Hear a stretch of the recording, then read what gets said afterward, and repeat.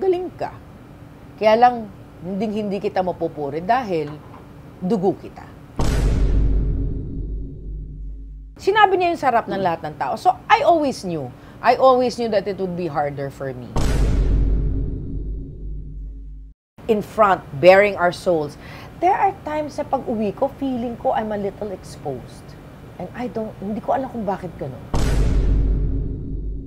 You cannot change the way people act or behave. Ang mababago mo lang is yung kung paano mo tanggapin yung mga batikos na yon, di ba?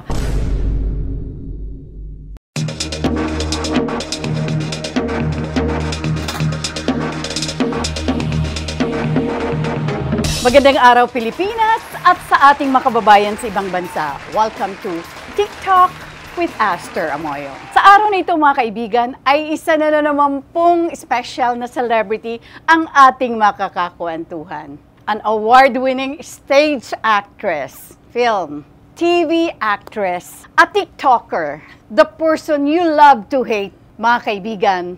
Let's all welcome ang nag-iisang Pinky Amador!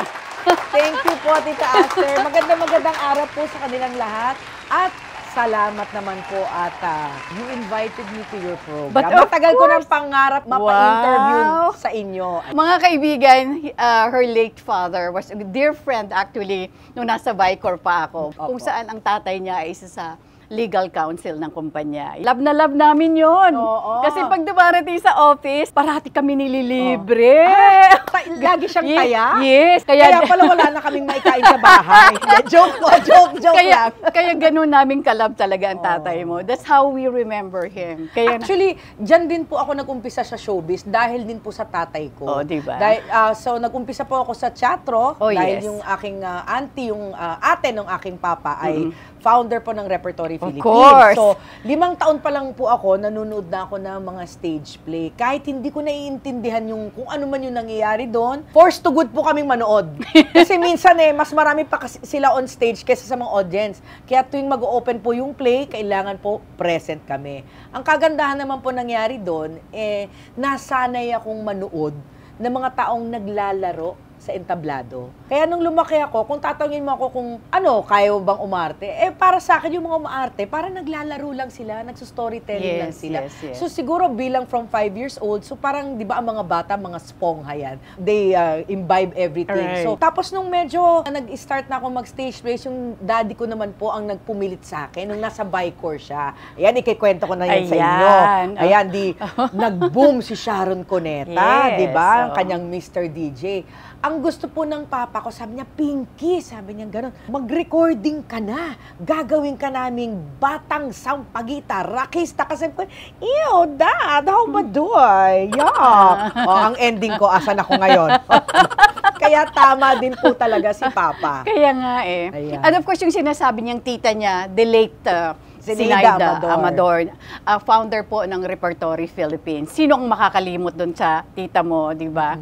An icon, stage icon, di ba? Marami po kaming natutunan sa kanya. At dahil din po sa kanya, marami na ring mga ibang theater companies ang nagbunga ng dahil sa kanya. Kaya parang napakalaki po ng ang tinatawag nating legacy. Oo naman, di ba? Kaya nga, I remember Lea Salonga started in Repertory. Yes. Actually, if you go back to the history of Repertory, our very first stage play po, ang bida is Loris Guillen. Wow! I didn't know that. Yes, Subas Herrero, Peke Galiaga, lahat po sila, Mitch Valdez, lahat po sila nang galing sa amin. Kaya parang naging, lalo na nung kasikatan ng Miss Saigon, kasi karamihan po nung mga na-import to London ay mga Repertory Philippines. Including you. Including me po. Kasama ka sa original cast ng Miss Saigon ng West End. Napakalaking karangalan at napakalaking kaswertehan na rin. Kasi nag-audition po ako from UK. Wala po ako dito sa Pilipinas. Kasi nakakuha po ako ng scholarship sa British Council to go to drama school. Kasi nung nandito po ako, parang feeling ko, nakapag 4 years na po ako sa Repertory. So, nag-lead role na ako, nanalo na ako ng 2 Best Actress. Parang feeling ko, parang may kulang pa. Parang, hindi naman kulang, pero parang may nahanap ka pa. Opo kasi pag tinitignan ko yung Tita Bibot ko at saka Tita Baby, parang iba talaga yung may pinag-aralan ka. Na Oo. pwede ka na mag-direct, pwede ka na mag-produce. Sabi ko, gusto ko maging katulad nila. So, apart po dun sa experience, yung sa mga ipinamahagi nila sa aming mga leksyon, gano'n, sa mga pag-arte, gusto ko rin matuto on my own. Kaya yun po, nag-apply po ako ng scholarship. I ended up going to the UK. Wow. Ayun. Tapos, nung nasa UK na ako, dun na po nagkaroon ng mga audition for Miss Saigon. Kaya nagkaswerte-swerte na dun po ako nakapag-audition. Oo. Imagine mo, you stayed in London for like 8 years na rin years. po. Wow, matagal-tagal yun. Mabuti wala kang tuwang ng ano. Of course, I can put on an English accent. Just like that. Oh, galing. Because we studied it in drama school. Oh, di ba? You can do Queen's English, and you can also do a Cockney accent, just like that. Or you can do a West Country accent.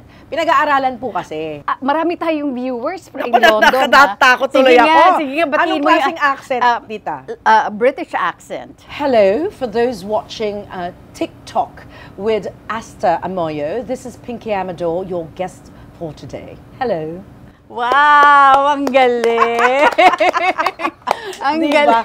Dati, diba? baka mapagsabihin tayo, bakit naman ganyan, diba? Uy, marami tayong viewers sa London, sa Ay, Europe. Ay, hello po, diba? hello po mga kababayan. Ayan. Oo, diba? Pero syempre yung mga punto, pinag-aaralan yan. Ang turo po kasi sa akin sa drama school, kung talaga pong gusto nyong matuto ng maigi sa pag-ensayo ng punto, you have to do it every day. For example, kunwari, bibili ka sa tindahan, ipapractice mo siya. I tend to adapt my accent kung nasaan ako. Kasi kunwari, for example, sasakay ka ng taxi. Kung sasabihin mo sa taxi driver, could you please turn right at the lights? Gagano, what you say, love? Gaganunin ka eh. Hindi nila maintindihan eh. Correct. Pero kung sinabi ko, turn right at the lights, please. Alam na nila agad. Tsaka minsan ko nalang bibigkasin, di ba? Wala nang swak agad. So parang yung mga puntong ganyan, paraan para makapag-communicate ka ng mas maigi. Pero hindi naman ibig sabihin, hanggang gabi, hanggang matulog, hanggang pag-gising mo, ganun ka na. Siyempre, ano lang yun. Part of your little bag. Pero ang galing mo nga eh. Ang galing mo. Pero pag nasa Pilipinas ka, tingin mo naman, walang pure Pinoy. Yun ang sinigurado ko na, kasi naman po yung grade school ko po, St. Joseph's College po, which as you know, is not one of the mga top mga social na schools. It's a very, very middle class school. Nangyari po, doon ako nag-aral dahil ang tita bibot ko po was part of the Educational Council. Kinder, grade school, high school, St. Joseph's College po ako. Tapos college, Assumption. Assumptionista ka nga eh. And then, pero fake assumption kasi college na lang eh, di ba? Hindi sobra ka. For the mga San Lorenzo in Makati. Tapos nakapag-aral na rin po ako abroad na yun talagang napakarami akong natutunan kasi iba yung mag-isa ka. Iba yung nasa ibang lugar ka na talagang lahat bago sa'yo. Kasi nung may choice po akong mag-apply ng scholarship, natanggap po ako for the US kay Eric Morris and sa UK. Opo. Sabi ko, doon na lang ako sa mas mahihirapan ako. Hindi ko alam kung tama ba yun. Mas gusto mo yung na-challenge ka talaga. Opo, kasi aminin po natin na ang Pilipinas is parang very similar sa US in terms of entertainment, in terms of politics minsan, in terms of way of life. Marami tayong similarity sa buhay sa US. Although hindi naman talaga magkapareho. Kesa sa UK. So sabi ko, di doon na lang ako sa At saka talagang gusto kong matutong mag-Shakespeare, mga ganon, yung mga classics nila. Sabi ko, total, dun din naman nagmumula lahat. Kung kakayanin ko po yun, di siguro lahat makakaya ko na. Since sa stage ka nagsimula or sa teatro ka nagsimula, were you influenced by your Tita Bebot or si Sinaida Amador? Siyempre, sobrang laking influence. Wala pong dumaan ng Repertory Philippines na hindi na-influensyahan ng Tita Bebot ko or ng Tita Baby ko. Kasi they taught us by fear. Fear was their motivating factor. Nung mga araw kasi yun ang uso. Yun ang uso. Tatakutin mo yan hanggat wala na yan choice except mag-deliver. Ganon. Kasi immediate po ang especially your Tita Bebot, no? Yun, di ba? Parang nakakatakot. Kung magsalita, tsaka naghahagis yun.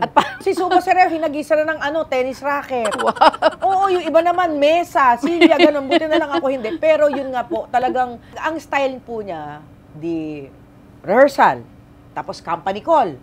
Siyempre, nung rehearsal, pag nagkakamali ka, mumurahin ka mula ulo hanggang paa.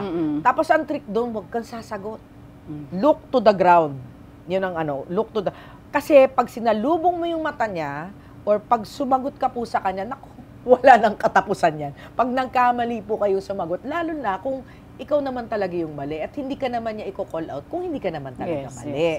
Kumbaga, binibigyan niya kami ng leksyon, pero at the end of the rehearsal, sa company call, magpapatawa na yan.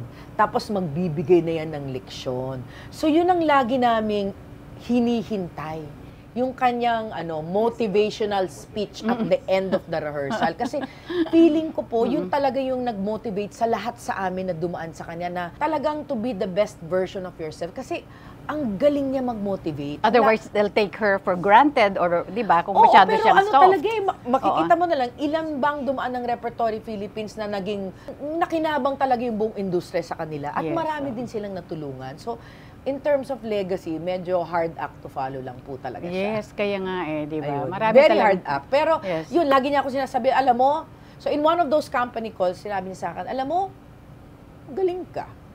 Kaya lang, hindi kita mapupuri dahil dugo kita. Yun.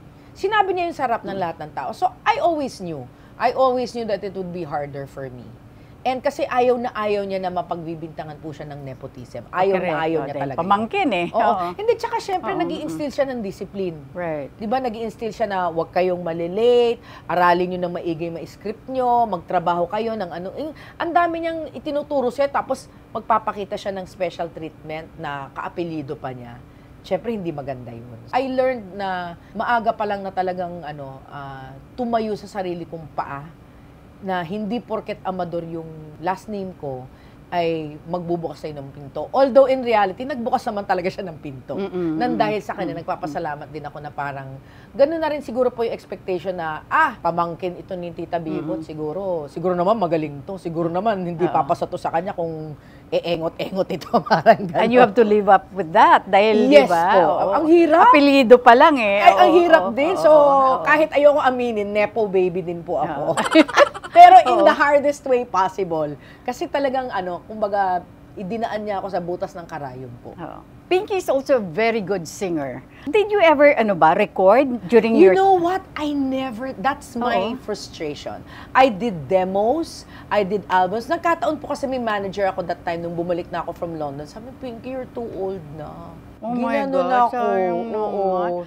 So, hindi na natuloy. Connection na lang ng tatay mo, wag yung Tita Bebot mo di ba? Pero at that time, na siya, wala na siya sa Viva noon, nag-RTC na siya ng time na yun. So, but yun na nga with the connections, that's one of my frustrations. But I do sing live. I still get gigs live for singing and for hosting. Nung kampanya nga, kumakanta din ako. It's never too late dahil ngayon naman, di ba ngayon nawawala yan Oo, ngayon, di ba meron na tayong mga podcast, meron na, you can now produce your own.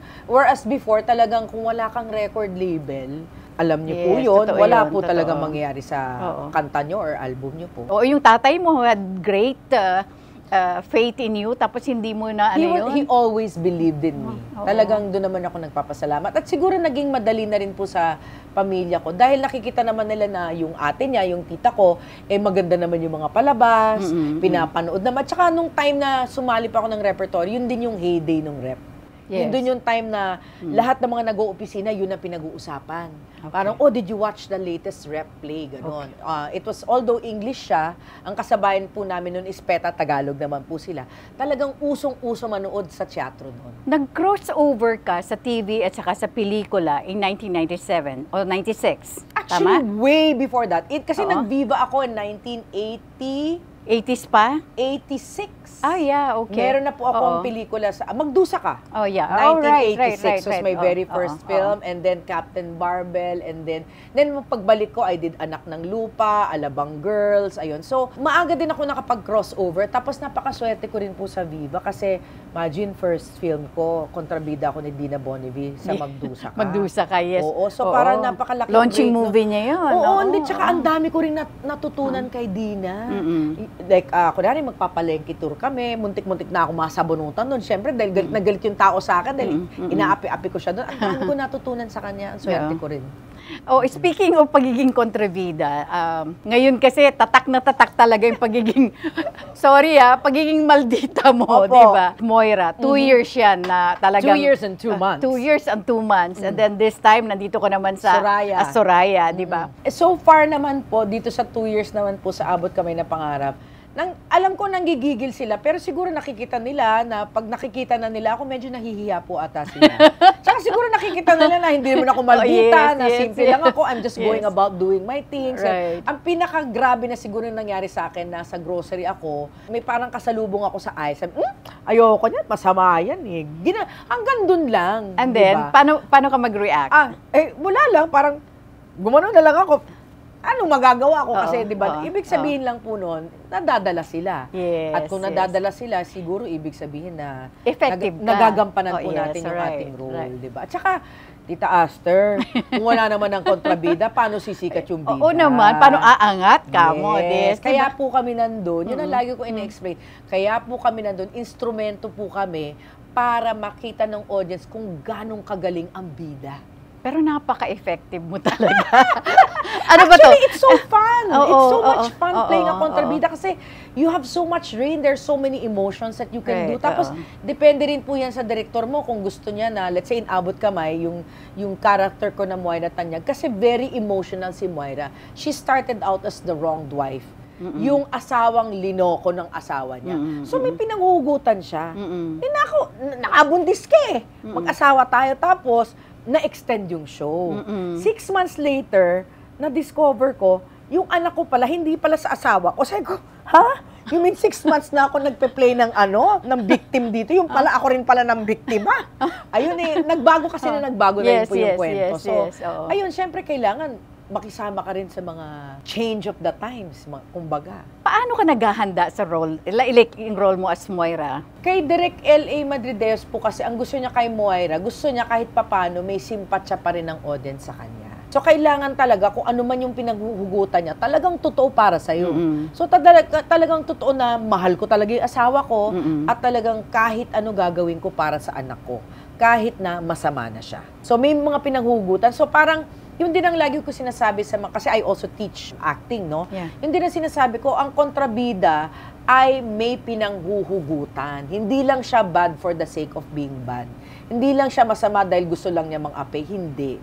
Meron siyang pinanghihigantihan, meron nangyari sa kanya, may backstory, may nangyari sa kanya, kaya siya naging ganyan. Isa sa mga preparasyon, kailangan alam mo, saan ba nanggagaling to si Moira? Ba't ba siya galit na galit? Ba't ba gustong-gusto niya manghigante? O bakit ba kailangan ma-down niya yung taong wala namang ginagawa sa kanya? So, backstory is very important. Of course, yes po. Tsaka yung mga training na ganyan, mga backstory po, syempre, galing tayong teatro.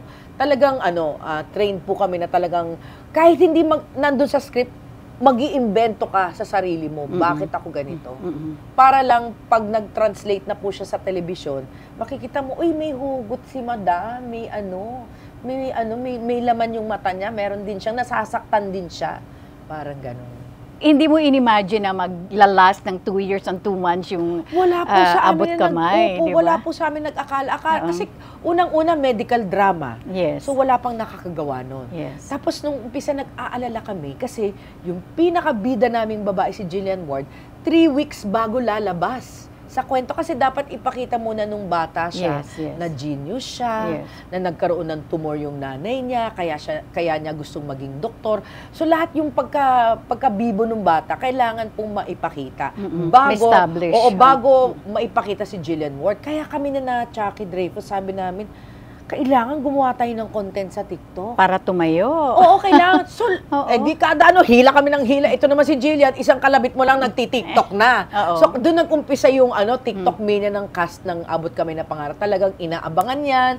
Tapos, meron kami laging yung mga behind the scene, kasi yung mga rehearsal, kinukuha, nagtutulakan kami, gano'n, nag-uumpugan kami. Ano ba? Gano'n, nag-aaway kami. Lahat yung kinukuha ni Chucky. Tapos, ako lagi yung ako ang laging bida doon at kontrabida doon sa lahat ng video niya. Ang laki ng kinita mo, Chucky, ha? Kailangan porsyento ako dyan. Ang kagandahan naman doon sa mga videos na yun, nakikita nila na hindi naman pala talaga ako masungit, kengkoy naman pala ako. Or yung parang So, nag-soften up, bali. Barkada din lang. Yes, Ganun. yes, Mga bugoy kami lahat. In fact, sa abot oo. kami na pangarap, mas pasaway po yung mga matatanda kaysa mga bata. Totoo po eh. Siyempre, wala na, unang-unang walang pasaway sa cast namin. Bida mo, Jillian, Ward, Carmina Villaruel, and Richard Yap. Kahit isa dyan, walang may sungay dyan. There's not an evil bone in their body. Mababait na tao yan, masisipag at magagaling. At professional. So, very. So, Oo. syempre, di ba, lahat naman ng show po, alam nyo yan, di ba? Yes. Parang laging tinitingala nila yung bida kung paano po sila makitungo. Mag-behave. O paano sila makitungo sa mga staff, ganon, sa director. Kasi parang yun ang susundan nyo. So, there is this parang unspoken rule that when you're the lead or when you're the bida or even the kontrabida, meron ka ring ginagampanan na role na parang inaantabayanan ka ng mga kasamahan mo kung paano ka makitungo. Not many people talk about it either. Yes. So yung 2 years and 2 months, to para na kayong pamilya, no? Yung diba? Isipin nyo po, sa isang linggo, 4 na beses kami nagtitaping. Wow. O ilang araw lang ba sa isang linggo? 7. Mas often pa akong Moira kaysa Pinky. Nakakatawa. So ayun din naman ang kagandahan kasi kahit po ganong kahirap yung ginagawa namin. And aamin po ako, napakahirap nung pinagawa sa akin as Moira. Kasi lahat na doon, nadaanan ko na talaga lahat na. Kasi syempre, gustong-gusto din ng audience nakita na may retribution, na nagagantihan siya. Na gumaganti sa kanya si Annalyn, gumaganti sa kanya si Lynette. Hindi yung laging sila na lang ang ape. So gustong-gusto ng mga tao yun. Naghahabol ako ng manok, na-shoot sa imburnal, pinaliguan ng ihi. Lahat na lang ng nakipag-agawan sa sa siraulo, sumabit sa jeep. Lahat na lang ng maiisip nyo, nagawa ko na. Pero, worth it po kasi nga, yung mga kasama ko, sobrang gaan po kasama. Tapos yung director po namin, yung mga creatives po namin, ay napaka-considerate po. Usually, syempre, nasanay na kayo nagtitaping, nasanay kayo magkakasama for the longest time, tapos biglang natapos na. So, di ba, wala bang epekto sa inyo ito? Oo, may separation ng anxiety. Si punks ang tawag nila, di ba? Parang 1 buwan ata akong di lumabas ng bahay. Yung realization na itong mga mababait na taong to, hindi ko na sila makakasama. At saka, sinabi na rin po sa amin ng direktor namin na malamang sa hindi kami magsasama-sama ulit. Like, for example, kami ni Richard, kasi mag-asawa kami doon. Yes. Or kami ni Carmina, dahil kami yung magkalaban. Or kami ni Jillian Ward, kasi kaming laging magkaaway. Or kami ni Hazel Keniuchi.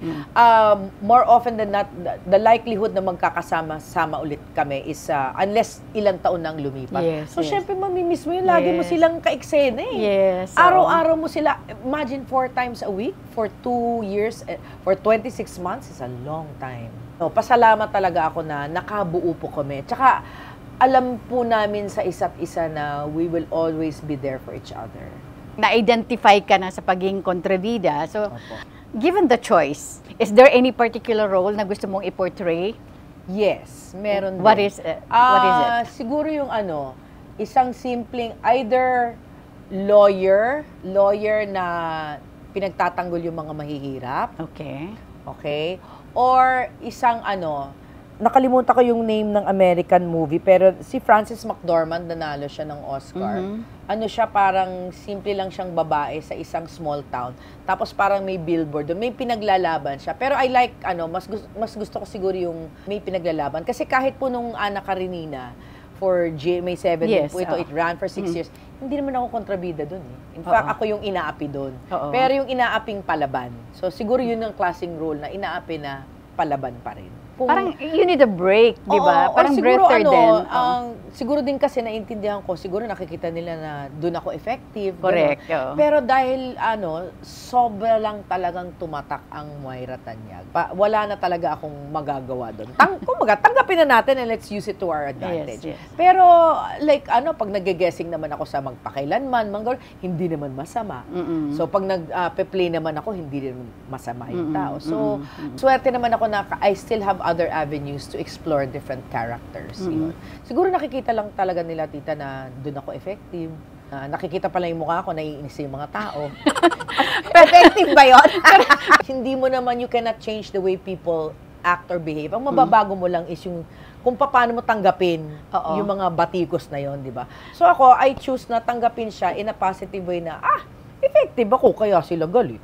Yes. Ganon, di ba? Yes. Actually, meron po akong magandang kwento dyan. Meron po ako isang netizen na nag-start siya ng hashtag, hate the character, love the actress. Diba? Nice. So, ayun. So, again, nagkaroon ako ng opportunity na makapagbahagi ng konting kaalaman, di ba? I don't want to say the term, let me educate you, kasi, di ba, medyo hindi na maganda yung pakinggan ngayon. Yes. Pero, di ba, kung meron kang pagkakataon na makapagbahagi ng konting pang-impormasyon or kaalaman, why not, di ba?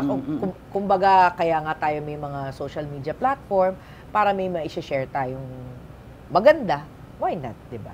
At saka ang isang Pinky Amador ay well-educated. O, di ba? Thank you Nagtapos ng MASCOM sa Opo. Assumption College, Yes, San Lorenzo. Took career masters in theater arts sa London lang naman. Sa Anong Bristol school nga Old Vic ito? po, Scholar. Yes po, diba? scholar po ako. Scholar, Opo. di ba? So talagang hindi basta-basta ang isang Pinky Amador. So, Kasi siguro nung bata pa ako, parang alam ko na kahit tumanda ako, ito na yung gusto kong gawin. I knew from the hindi lang dahil nandyan yung Repertory Philippines, pero talagang, I think naiudyok po nung Tita Bibot ko yung talaga, na-instill niya po talaga sa akin na mahalin mo yung trabaho mo. Kasi pag binahal mo yan, bubunga yan. At marami ka pang matutulungan. And kahit din po nung nag-uumpisa ako, Tita Asa, napakarami ding tumulong sa akin. Napakaraming tumulong. I was so lucky. I had the best teachers. Mula dito sa Pilipinas hanggang sa abroad, hanggang sa Miss Saigon, I really had na-experience ko na makasama yung pinakamagaling sa craft nila. So talagang naku, please, sana matutunan lahat ng kaya kong matutunan sa taong ito. Diba? Para ma-share mo rin sa iba. Isa pang nagugustuhan ko dito kay Pinky, she's a very independent woman. Never itong lumalakad na may makasama, may alalay. Yung entourage, oo, nako, diba? May entourage never. na Opo, minsan opo. masisyak ka. Oo. Sanay na sanay ka sa buhay na mag-isa ka lang. Kasi nung tumira po ako, I lived sa UK, 8 taon po yan. Yes. Hindi po madaling tumira abroad 8 taon, di ba? Tapos, nung nasa Bristol ako, wala akong kamag-anak doon. Nung lumipat na ako ng London, nung nag-Miss Saigon ako, yun, may pinsan na akong dumating, ganon. Tapos yung auntie ko, uncle ko, bumibisita na. At marami ng mga Pilipino kang At saka syempre, maraming Pilipino na nag-serve din sila na bilang pamilya ko doon. Pero, I guess I've always been kind of independent. Always. Naalala ko nung bata ako, may nagkwento sa akin. Di ba naglalaro ka ng mga dal? Di ba? Yes. Normally, dal, may bahay. Ganyan. Ito yung May kama. bahayan, yes. Yung dal ko, meron siyang nasa shoebox siya. May camper siya. Naka-camper siya. Alam niyo, parang camper na nahihila. So, I guess, parang that represents na mahilig akong either mag-travel or gumalaw-galaw na independent. Kasi yung dal ko, yung camper niya may kama, may may closet, gano'n. Tapos hinihila siya ng kotse. Hindi ko alam kung bakit gano'n yung aking dollhouse. Yes. Na made out of a shoebox na gano'n. Yung gawa-gawa mo lang bilang bata. Hindi ko alam na parang sabi ng tao, may nagsabi sa akin, siguro kaya ka kung saan-saan ka napapadpad at saka ang bilis mong mag-uproot, gumalaw, na independent ka. At mag-adapt. I don't know if that means anything. Ang weird, di ba? Yes. At ngayon mag-isa ka pa rin, di ba? Yes po, Living by yourself, di ba? Wala kang namimiss? Napupuno ko naman po yun with family and friends. Like for example, wala akong anak. There was a time in my 40s na talagang ginawa ko ang lahat para magkaroon ng anak. I was one step below IVF. Pero talagang it wasn't for me. Tapos nung nag-umpisa na po ako magturo, biglang wait, ang dami kong anak! Ang dami kong anak bigla. Parang, when I started teaching, nung naging head of theater arts department po ako sa Meridian, dun po napuno yung siguro yung longing ko to be able to sire or to be able to guide younger people. Parang yun, bigla na lang dumami yung anak ko. So, nataranta ako. Sabi ko, ang hirap pala. Ang hirap pala. Biglang, isipin mo, from walang anak, biglang 20 na yung anak mo. Teka, wait lang. And syempre, first year college lang itong mga to. Yung mga first year college dito sa Pilipinas, lalo sa mga exclusive schools, are very sheltered. Yes, diba? Hindi sila independent, katulad natin. Yes, Diba? yes. Hindi ganun ang kinalakihan nila. So, talagang, yung guidance mo parang hindi lang doble, triple pa minsan. So, ayun. Diba? Pero doon naman, napuno din naman yung yung longing ko for having children. Kasi nakapag-share din ako ng sarili ko. Nakakasalubong ko napakagalang, tsaka napakasipag. I don't think darating sila sa puntong yun kung hindi nila talagang isinasaisip at isinasagawa yung pagbutihin nila yung trabaho nila. I think there's that pressure. Or, meron din ata akong nararamdaman na pressure na parang, uy, si Pinky Amador yung mayus ka. May ganon, may ganon. Oo. Bakit? Wala. May parang there's something preceding me na parang, tama ba yan? Pero in a way, it's good kasi everybody tries. Tapos makikita nila na light lang naman akong kasama, na ako pa yung mas kalog sa kanila, gano'n. Minsan iba talaga nagugulat na parang, grabe, itong... Parang kinatatakutan ka nila. Hindi nila expected na napaka-kengkoy ko. Comes from my age na rin. Siguro na ang daming ginawa niya, ang daming nanalong awards yan. Naku, mayus kayo, ganyan-ganyan. So makikita na, ba't ganyan yan? Natutuwa naman sila. Parang one of the boys ka. Hindi ako. Halika na anak, mag-TikTok na tayo. Halika na. Now na. Opo, sige po. Napipilitan sila gano'n. Parang, I also like to let down my guard para maging komportable din sila. Para din, para din mas maganda po yung magiging samahan. Anong mensahe mo sa mga televiewers na ang impression sa'yo, you're bad? Even off-cam? Ay nako, kung ang impression nyo sa akin ay bad, mas bad pa talaga ako sa totoong buhay. Joke! Hindi po. Panoorin yung mga TikTok ko kung talagang gusto nyo makita kung gaano kaming kakengkoy po. At saka siguro message ko lang, syempre mahirap na yung trabaho namin, di ba? Kaya look at the brighter side of things, try to be good, try to do good to others, di ba? Try to remain positive, tumulong ka kung hanggang saan mo pwedeng tumulong sa iba, and just spread light. Yun ang spread as much light as you can. Even if kung ang character ko kadiliman ng mga ini-spend. Sa totoong buhay, ilaw po yan lahat. Ayan. Maganda liwanag. Po yan lahat. Yes, liwanag. Sa dilim, ayan na. Are you teaching up to now? So I gave up yung pagiging head ng theater arts. Workshops po. Ang ginagawa ko. Pero this year, siguro mag-uumpisa kami, matapos ko lang po itong ng Binibining Marikit. At saka when the school starts again. Ayan, siguro I will be concentrating on that if no other project comes in. Kasi kailangan may time ka rin eh. Private ito, bale? Your own? Private on my own through my startup company, Amador Creative Concepts po. Or meron din kami pinaplano sa Cebu. Ayan, sa Cebu. Wow. Meron po akong partner doon. They do events also doon. And I've done many plays in Parang Cebu. seminars ang gagawin mo. Yes, workshop for seminars. Corporate. Ayan, for corporate po and for acting. So both po. Ayan. Oo. Siyempre kailangan meron tayong another side of us. A corporate side, di ba? Sino si Pinky Amador na hindi alam ng lahat? Sino si Pinky Amador? Kalog. Mahilig manood na sine. I used to be a diver, hindi na ngayon. Mahilig sa pusa, matakaw. I don't see it in your body. Sa disiplina na lang po. Ayun, mahilig tumawa, mahilig makipaglokohan. Pero may time din naman na nagiging, I don't know, ito na sigurong pagkatanda ko, parang lalo ako nagiging introverted. Hindi ko alam kung bakit. Oh yeah? Kasi I spoke with someone about this. Bakit kung kailan ako tumanda, di ba lagi tayong nasa harap ng camera, ganito, nagbibigay ng interview. Lagi tayong in front, bearing our souls. There are times sa pag-uwi ko, feeling ko I'm a little exposed. And hindi ko alam kung bakit gano'n. Yeah, siguro na ko na rin yung boundaries ko. Right. Na there are times but like today, I don't feel exposed at all. I feel safe. Oh, yes. But there are times na pag lumalabas ka or medyo masyadong maintriga yung mga tanong or medyo masyadong kwela or mainit. Alright. Parang may time na feeling ko, parang maybe I shouldn't have done that. Wala ka na magagawa, nandun na, di ba? Pero may time na, ewan ko ba, bigla na lang, ako, closet introvert? May ganun ba? Hindi naman siguro. There are times lang na gusto mo lang mapag-isa. Boundaries lang, po. Yeah, meron lang. May lang yun. But it's not always. Di ba? It's not always. No. Very rare. Pero meron. Kaya nagugulat ako, uy, bakit gano'n? Napaka-alpha ko. Bigla, meron din palang gano'n. Meron. I think it happens to anyone. Kung i-rewind ang buhay mo, ayan na. Anong gusto mong balikan? Ang gusto kong balikan, unang-una, yung hindi ko pagbili ng bahay sa abroad, nung nandun ako. Natakot akong, nandun na, bibili na sana ako. Hindi ko binili. Natakot ako na wala akong pambayad ng mortgage. Yung pala, hindi naman ako huminto sa pagtrabaho. Pangalawa is siguro having children. Ayan, inuna ko muna yung career ko.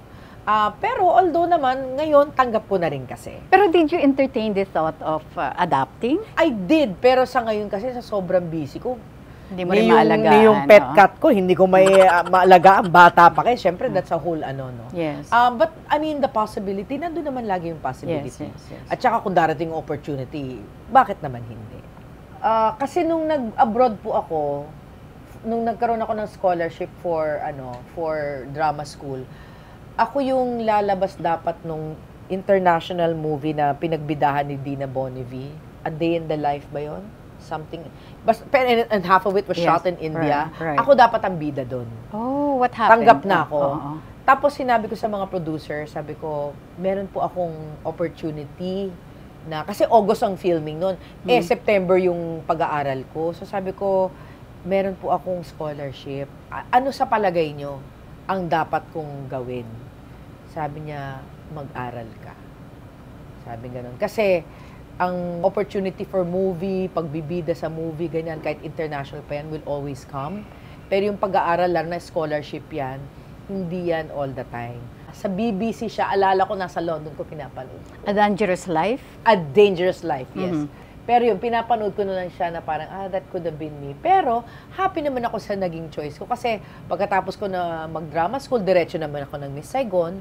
And then, as you know, all the rest is history. So, ano ang mga hindi mo makakalimutan experiences being in this business for almost 4 decades? Almost ba 4 decades? 4 decades and 3 years. 43 years. Oh, wow, yes. wow. Marami. Nung na-meet ko si Princess Di sa London. Nanood po sila na Miss Saigon. And then nakilala din namin yung Queen Mother. Ano ba si Prince Charles noon? Nandun din po. Na-meet ko rin po si Prince Charles. But not in the UK, in Malaysia. Naging kontrabida ako kay Ate Guy. Sa Maalaala mo kaya. Naka-bed scene ko si Dolphy. Wow! Comedy Siyempre comedy to, di ba? Yung bed scene namin, yung parang tutulog, tas na Anong pelikula to? Hindi, dun sa niya, sa TV niya, sa Home Alone sa Channel Doriles? 2. Yes, sa Home Alone. Hindi ko alam kung paano nangyari. Nananaginip siya. Tapos, tulog kami pareha. Tapos parang naidantay ko ata yung paa niya dun sa kanya. So, ganun siya. Parang hinihinda niya. Hindi niya alam kung anong gagawin siya. How many people can say that, di ba? Yes, na naka-bedsin mo si Dolphy, naging kontrabida mo ni Nora Honor, di ba? Mga ganun. Marami, napakadami po. Ano pa ba? One time, for a soap, this is mga 25 years ago or more, 30 years ago na ata, mahuhulog ako sa bangin. Wala silang dalang harness. Oh my gosh. Ang harness alambre at tela. Grabe yun. Ginawa ko yun. Diyos ko, ang sakit nun. Ang sakit talaga. My God. Ang sakit. Harness. Tapos yung, alam mo yung makeshift lang. So, kumbaga may wire siya, tapos pinatungan na lang ng tela, lalagyan ng cardboard. Di ba dito yun sa'yo? Right. Talagang pag alambitin sa akin, sabi ng luha ko, ganon talaga. Grabe. May mga ganon. Ang dami kong memories. Ako yung unang-unang nahulog sa entablado sa Repertory Philippines. I fell off the stage. Ginagawa namin yung Diary of Anne Frank with Monique Wilson. In between scenes, so blackout. So, supposed to be yung next scene, natutulog kami, so maglalatag kami ng mga kama. Siyempre, habang naka-blackout, may narinig kang voice over. Siyempre, memoryado mo na yung voice over. Sa ganitong salita niya, nakalatag na yung kama. Sa ganitong salita niya, nasa loob ka na ng ano. Ang tagal-tagal nung crew. Wala pa siya. Bilisan mo. Naku, alika na. Andiyan na, alika na. Naku, andiyan na yung crew. Paglatag ko ng kama, dire-diretso akong laglag. Oh my God. Dire-diretso akong laglag. So, syempre, yung may mga monoblock pa doon sa senior. Nagulungan ng ganon. So, ang ingay-ingay. Buti na lang walang tao doon sa binagsakan ko. Okay lang kasi ganito lang naman ang effect. Pero yung ingay, tapos blackout, tapos yung nasa isip ko lang is, Pinky, umakyat ka ng entablado bago mo bukas ang ilaw. Kasi isipin mo, nakaganon ako. Diba? Bakit ako na stage pag ganon ako? Nakakahiya.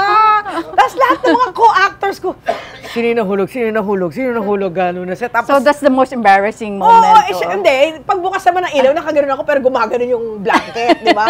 Tapos ang eksena, pagbukas ng ilaw, umiiyak supposed to be si Monique Wilson, si Anne Frank, kasi basta umiiyak siya, linapitan siya ni Miguel Faustman, Harinawa.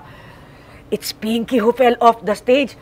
So So yung iyak niya, yung iyak niya natatawa na siyang gano'n. Ang dami na nangyari kasi syempre alam niyo naman pag live, anything can happen talaga. Oo naman. Diba? Anything can happen. Minsan naman si Junix Innocent yung ka-eksena ko.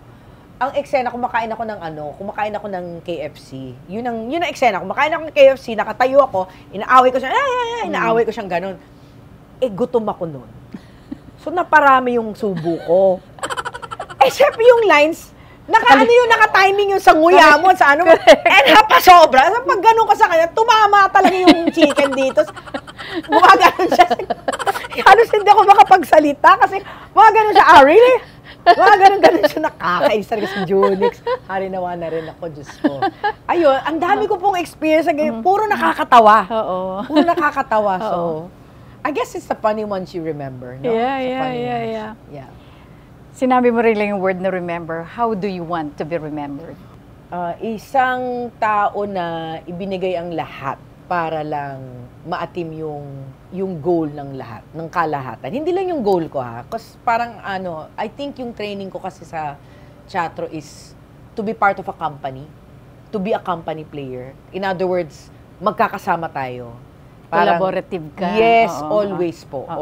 Kaya I depend a lot sa scene partner ko. How else do I want to be remembered? Giving as a giving person. Sa mga baguhan, lalo na sa mga young talents ngayon, anong mensahe ang gusto mong ipaabot sa kanila? Lagi nila sinasabi to, 'di ba, mahalin niyo yung trabaho niyo. Pero talagang bukod pa sa pagmamahal, yung pagmamahal yan gawin niyo into action. Mag-aral talaga kayo, mag-take time kayo. Kunyari, hindi kayo magaling kumanta, mag-voice lesson ka. Hindi kayo magaling gumalaw, mag-dance class ka kasi lahat naman yan natututunan kung talagang gugustuhin nyo lang. So, at saka lalo na sa panahon ngayon, nandiyan na social media, kailangan natuto ka na rin mag-hosting. 'Di ba? Matuto ka mag-public speaking, matuto ka mang-interview, matuto kang sumagot ng interview, matuto kang mag-ayos ng sarili mo, mag-makeup ng sarili mo, 'di ba? Marami pang ibang aspeto sa pagiging artista ang kailangan na pwede pang pagbutihan. Ang din, yung kung paano umarte sa harap ng tao, yung personality development. Personality, paano sumagot, paano maging magalang, paano maging informative, sumangga sa aligasyon or insulto. Or kontrobersiya. Kontrobersiya. Paano din tumangga, paano din mag-sorry. Importante yun kasi lahat tayo nagkakamali. Paano mag-sorry? Diba? You have to be humble enough. Kailangan maging may humility ka talaga, parang, alam nyo, nagkamali ako, pero pagbubutihan ko, ayoko nang maulit yun. Ganun. Okay, bago ka mag-plug, mag-promote, yung mensahe mo sa lahat. Ito po si Pinky Amador. So, nagpapasalamat po ako sa lahat ng nanonood ngayon. Thank you so much, Tita Aster. May pleasure na. Talagang napakasaya. Kaya nung nag-imbita po kayo, talagang i-go natin yan. Walang pag-aatubili. Kasi alam ko, I will have fun. Sana po, may natutunan kayo or sana po nakilala nyo pa ako ng konti kasi very private person po ako. Alam niyo yan, Tita, diba? Very private ako. Wala naman akong lumalabas ng mga nalilink or whatever, mga ganun. Wala talaga because choice ko po yun, di ba? What you see is what you get. I don't really care about what people say anymore. Siguro dahil na rin sa edad ko. I think dahil nga sa kinalakihan ko po na teatro, talagang kailangan marunong kang makisama. Di ba? Hindi lang sa pinakamataas, mas mahalaga sa pinakamababa. Yes, that's the most important. Yung pakikisama po, napaka-importante po. Ako, ang nadadala ko sa experience ko sa tao is hindi yung kung sino siya or kung gaano siyang kahalaga sa akin, pero kung how that person made me feel. And I think ganun din ang karamihan po. So sana mas nakilala niyo po ako. Kung nabubuhay pa ang parents mo, okay. Anong gusto mong iparating sa kanila? Tita naman, mapapaiyak ako. Dad, I hope you're proud of me. I know you're proud of me. Kasi nasunod ko yung mga yapak na ninais mo sa akin. Mom, I know that you're up there with Papa and Manny and I know that you're guiding me. Alam nyo na tuwing nahihirapan ako, alam nyo na kayo ang pinagdadasalan ko at hinihingan ko ng advice and guidance. So, lagi kayong nandito sa puso ko and hanggat sa maaari, I will continue to make you proud of me. Ayan na, talagang pinilit kong hindi umiyak. Ang hirap kaya. Ang hirap, tita. Tita, ha, may mga paiyak na question, ha? Bakit ga? Akala ko tawanan lang tayo dito, Anyway, this time, yan. You can promote anything, everything about your new show. Ayan. Yung ano mo, TikTok na napaka-popular. Go ahead. Guys, maraming salamat po sa mga sumubaybay kay Moira Tanyag sa Abot Kamay ng Pangarap. At ngayon po, mapapanood nyo po ako sa Binibining Marikit bilang Soraya Sharma. Ayan po, every Monday to Friday po yan sa GMA 7 at 4 p.m. At kung nanaisin nyo po, you can follow me in my TikTok and my YouTube account, Pinky Amador Official, and on IG, Pinky Amador, and on Facebook, Pinky R. Amador. Ayan po. Maraming salamat and I will see you soon. I love you guys. Mwah! Anak, thank you so much. Alam mo, nag-enjoy ako sobra. Tita. Ang dami ko. May paiyak talaga eh.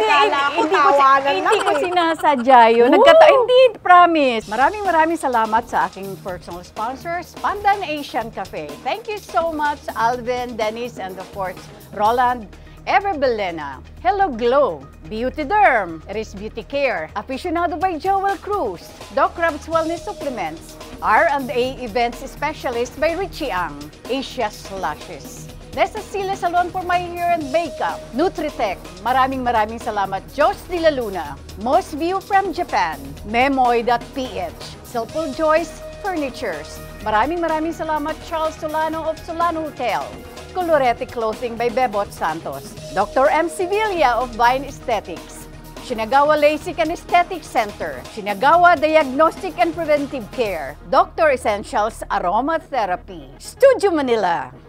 Shout out po sa lahat ng sumusuporta sa TikTok with Aster Amoyo, lalong-lalo po sa ating mga commenters. I am D. Cristina Flores from Reno, Nevada. Wow! Afrikanang Mangyan. Wow, kakaiba. Diba? Okay yun na. And of course, lahat kayo mga kaibigan, lahat kayo importante po sa akin. At hindi po ito mag-i-exist kundi po dahil sa inyong suporta. And with that, maraming salamat po. Special shoutout din po sa aking Pinkster Babies Official. Maraming salamat po sa inyong walang sawang suporta. I appreciate all of you po. Thank you po. At kung meron po kayong gustong sabihin, ipaabot niyo po through your comments. Mga kaibigan, every Friday po ang TikTok with Aster Amoyo at 12 noon. At hanggang sa muli, dito lamang po sa TikTok with Aster Amoyo. Bye for now, and God bless us all.